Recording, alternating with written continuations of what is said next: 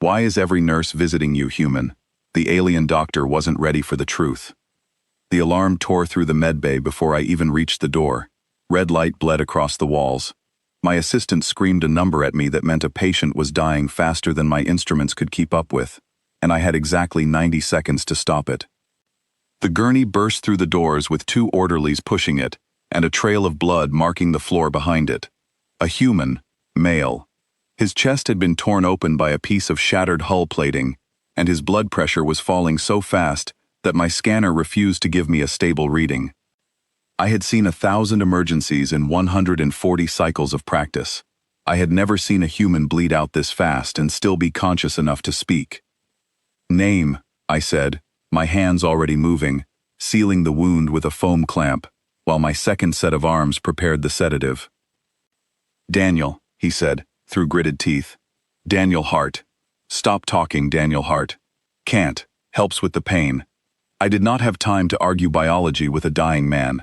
The hull breach that brought him in had also torn open 2 decks of the station, and my monitors were now screaming a second alarm, one that had nothing to do with him.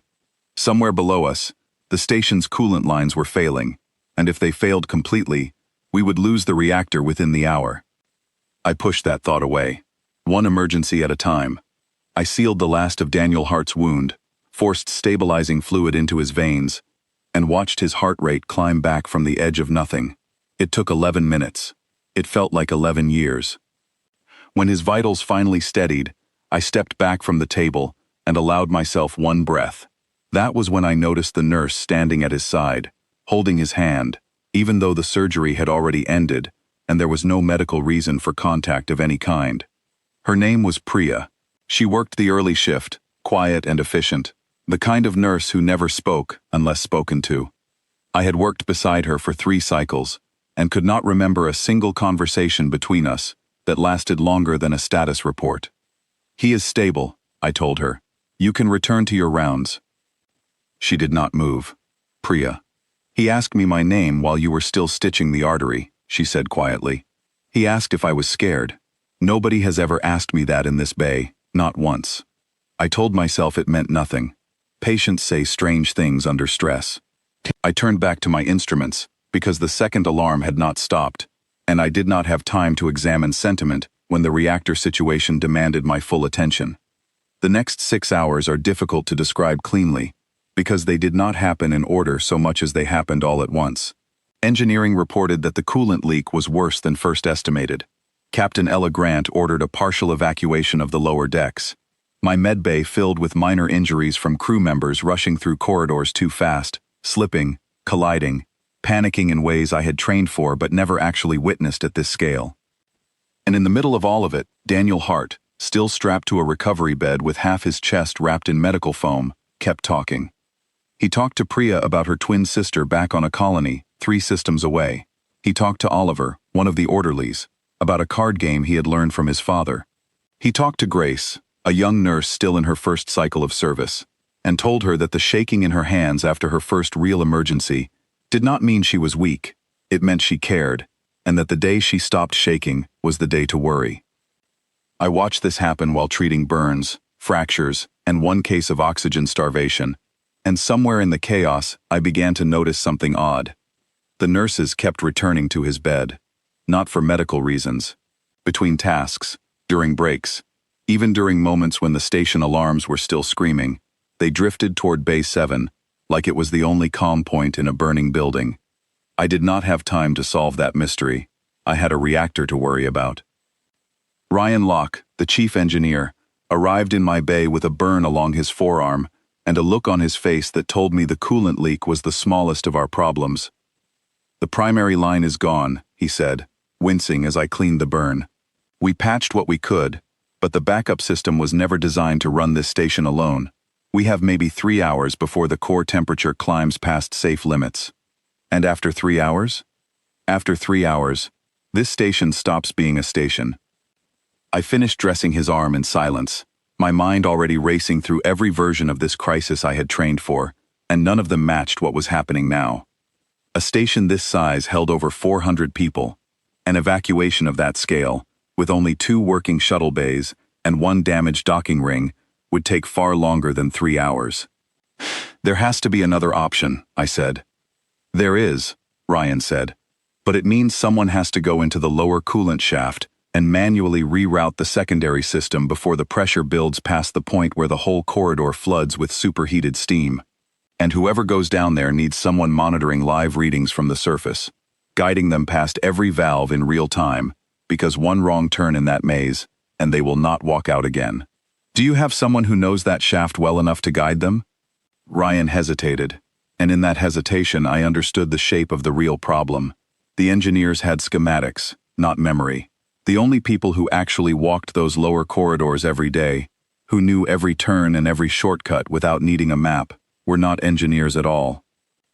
They were the maintenance staff, the cleaning crews, the night shift workers nobody thought to interview, because nobody ever thought to ask them anything. I found Elena in the supply corridor outside my bay, folding blankets with the kind of calm precision that told me she had not yet heard how bad things were. She had worked night maintenance on this station for 6 cycles, longer than most of the senior staff. Elena, I said, do you know the coolant shaft on deck 11? She looked up, startled that I was speaking to her at all. I clean the access grates down there every 3rd night. Why? Because Ryan Locke needs someone to guide a repair team through that shaft in real time, and his schematics are 20 cycles out of date. She hesitated, the way people hesitate when they are used to being ignored, and are suddenly unsure if the question is a trick. You want me to help? I want you to save this station. Something shifted in her face, and she set down the blanket in her hands and walked with me toward engineering without another word. What happened over the next 2 hours was the most frightening stretch of my career, and I have treated warlords with their chests torn open. Ryan and a junior engineer named Nathan descended into the coolant shaft while Elena stood at a monitor beside me, calling out directions from memory that no map on the station could have given us. Left at the 2nd grate. Duck under the pipe joint. It drops lower than it looks. There is a loose panel 3 meters ahead. Do not put weight on it. The floor beneath it is gone. Every one of her instructions saved time we did not have to spare. Every one of them came from a job that nobody on this station had ever thought was worth a conversation. While this happened, I kept moving between my bay and the engineering monitor, checking on my patients, checking on Daniel Hart, who insisted on being wheeled toward the corridor outside engineering, despite my clear objection, because, in his words, if people were risking their lives down there, the least he could do was be somewhere they could see him when they came back up. I did not have the energy to argue. I had a station core rising in temperature, and 2 people crawling through a shaft that could fill with steam at any moment. At the 90-minute mark, Ryan's voice cracked through the comm, tight with something between hope and fear. We are at the junction. Elena, which valve is the manual override? The one with the red handle, not the yellow one, she said instantly. The yellow one vents outward. It will not stop the pressure. It will just push it into the corridor with you. Silence. Then a burst of static. Then Ryan's voice again, breathless. Confirmed, red valve. Turning it now. The temperature reading on the monitor in front of me held steady for 3 full seconds, then began, slowly, to fall. Nobody in that corridor made a sound for a long moment, as if we were all afraid that celebrating too early would undo it. Then Grace, standing near Daniel Hart's wheeled bed, let out a breath that turned into something close to a laugh, and the tension broke all at once. Ryan and Nathan climbed out of the shaft an hour later, covered in coolant residue, exhausted, alive. The reactor stabilized fully by the time Captain Grant called off the evacuation order. 400 people who had spent the last 3 hours preparing to lose their home instead spent the following hour simply breathing. I should have felt only relief. Instead, as the corridor slowly emptied and my staff returned to their normal duties, I found myself standing beside Daniel Hart's bed with a question I could no longer put off. You almost tore your stitches, insisting on coming out here, I said. Worth it, he said, and meant it. Why? He looked at me, and for the first time since I had met him, some of the humor left his face, replaced by something quieter. Because Elena just saved this whole station, and in about a week, everyone here is going to forget her name again. I wasn't going to let that happen today, at least. I thought of Priya, holding his hand during a surgery that gave her no reason to. I thought of Grace, told that her shaking hands meant she cared. I thought of Elena, ignored for 6 cycles, until a crisis forced someone to finally ask what she knew. On my world, I said slowly, status determines who is worth listening to. The senior physician speaks, the junior nurse listens. It has always been this way. I never questioned it, because questioning it never occurred to me. Where I come from, it used to be like that too, Daniel said. Some of us grew up learning it doesn't have to stay that way. The person cleaning the floor knows things the person giving orders never will. Elena just proved that better than I ever could with words.